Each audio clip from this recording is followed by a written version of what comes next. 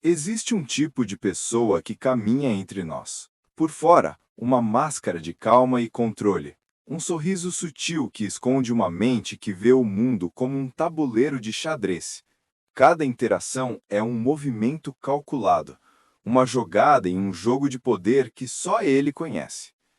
Para a pessoa do outro lado, a realidade é outra. É um labirinto de confusão e angústia, uma busca desesperada por respostas em um jogo cujas regras ela não entende.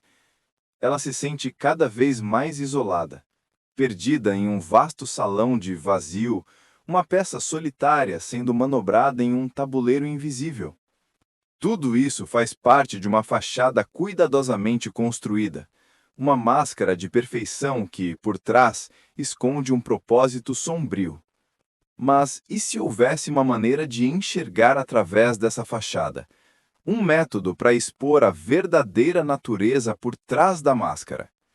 Não se trata de um confronto direto, mas de uma série de perguntas, chaves psicológicas que abrem portas que eles preferem manter trancadas. Pense nisso como um teste de estresse para o ego. Durante anos, psicólogos e terapeutas observaram padrões, estudaram as reações, os microgestos, as hesitações, e descobriram que existem perguntas específicas que funcionam como o raio-x da alma. Elas não são mágicas, mas são precisas. 3 perguntas simples, feitas em momentos casuais, mas que são projetadas para revelar as rachaduras em sua armadura. E o mais importante, você não precisa ser um especialista para aplicá-las. Apenas precisa saber observar. A primeira pergunta testa a capacidade deles de se conectar com os outros. É o teste da empatia genuína. A pergunta é: como você acredita que a outra pessoa se sentiu durante aquela situação específica? Parece simples, não é?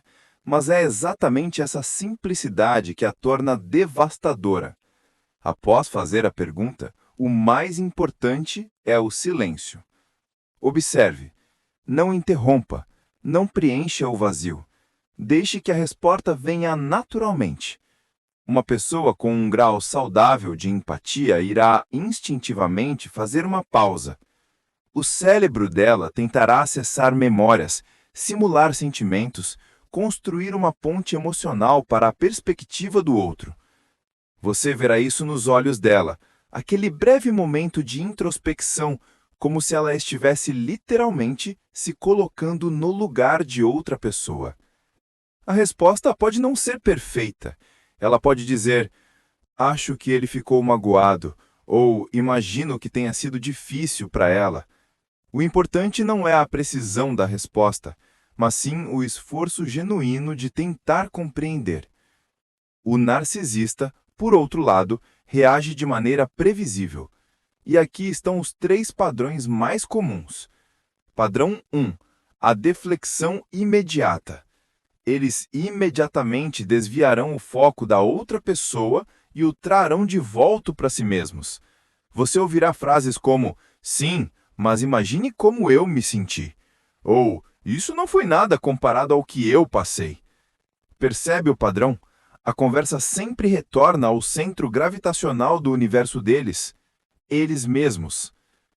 Padrão 2. A invalidação fria. Outra reação comum é tratar os sentimentos do outro como uma reação exagerada ou injustificada. Eles podem dizer: ele teve o que mereceu, ou ela está sendo dramática demais. Não há tentativa de compreender, há apenas julgamento. Padrão 3. A resposta mecânica. Alguns mais inteligentes aprenderam a dar respostas corretas, mas mesmo assim você perceberá algo errado. A resposta virá rápido demais, sem aquela pausa reflexiva. Soará como alguém recitando um roteiro, não sentindo uma emoção real. Imagine que um colega foi demitido após um projeto fracassado, onde o narcisista também estava envolvido.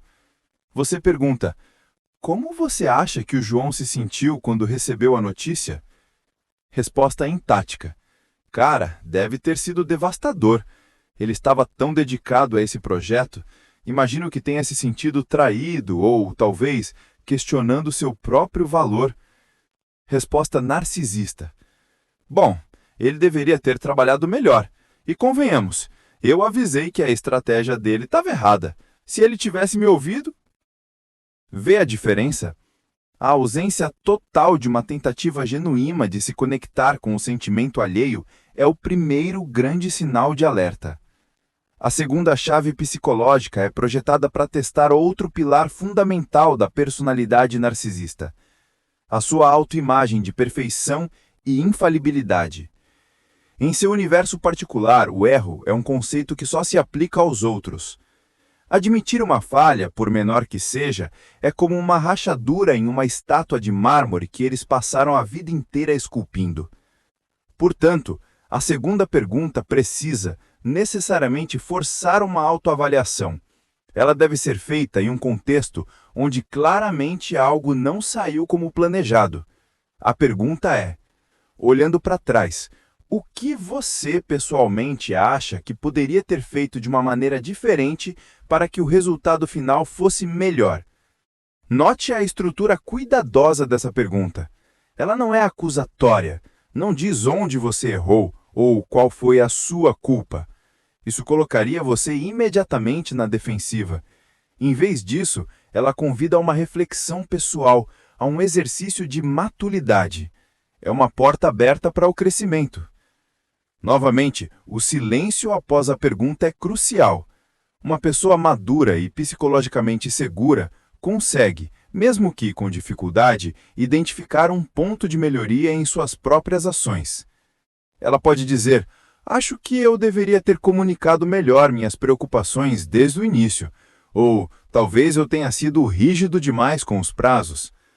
Isso não é fraqueza, é força. É a capacidade de olhar para o espelho e ver não apenas virtudes, mas também áreas de desenvolvimento. O narcisista responderá com uma aula magistral de transferência de culpa. Você ouvirá um monólogo detalhado sobre as falhas de todos os outros envolvidos. A culpa será do chefe que não deu recursos suficientes, do colega que não entregou a parte dele no prazo, do cliente que mudou de ideia, do tempo que estava ruim, do sistema que é falho, da economia que está em crise. A responsabilidade é um objeto quente que eles arremessam para longe de si o mais rápido possível. Além da transferência de culpa, observe a linguagem. Eles usarão muito eles, aqueles, o pessoal, mas evitarão o eu em contextos de falha.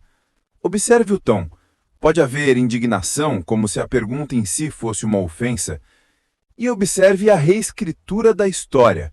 Eles podem tentar reformular o que aconteceu para que, magicamente, o resultado não tenha sido tão ruim assim, ou para que a responsabilidade deles seja minimizada. Essa recusa sistemática de internalizar qualquer parcela de responsabilidade é o segundo sinal inequívoco. Finalmente, chegamos à terceira e mais devastadora pergunta.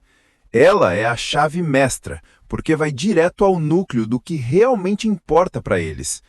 Essa pergunta não é sobre o presente ou o passado, é sobre eternidade. É sobre o que fica quando o corpo se vai. A pergunta é: por que você realmente gostaria de ser lembrado pelas pessoas quando não estiver mais aqui? Porque ela força a pessoa a revelar seus valores mais profundos.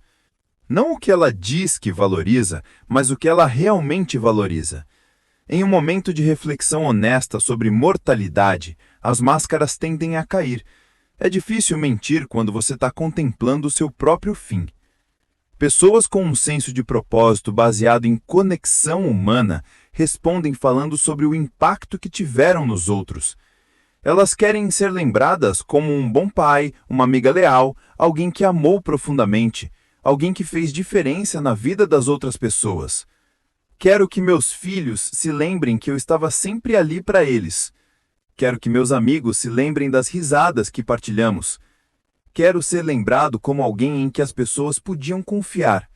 O legado deles é medido em calor humano. É medido em lágrimas sinceras derramadas em seu funeral. em histórias contadas com saudade, em vidas que foram tocadas e transformadas. O legado deles é medido em calor humano. A resposta do narcisista, se for honesta, será sobre métricas de status e conquistas. Eles querem ser lembrados como o mais rico, o mais inteligente, o mais bem-sucedido, o mais poderoso. Quero que as pessoas se lembrem de tudo o que eu construí. Quero ser reconhecido como alguém que chegou ao topo. Quero que saibam que eu fui o melhor no que fazia. O legado deles é uma estátua fria de conquistas, projetada para ser admirada à distância. Não há intimidade, não há conexão, apenas reverência unilateral. Preste atenção. Na resposta do narcisista, as pessoas são frequentemente ausentes ou aparecem apenas como plateia.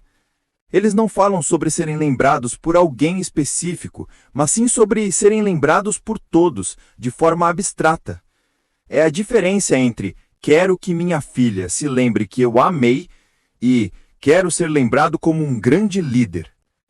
Essas três perguntas, usadas com observação cuidadosa, são um poderoso detector de padrões. Elas te dão a clareza necessária para ver além da máscara. Mas aqui está a verdade mais importante. Você não está fazendo isso para mudá-los. Você não pode mudar um narcisista. Eles só mudam se eles, e somente se eles mesmos, decidirem buscar ajuda profissional. E isso é raro.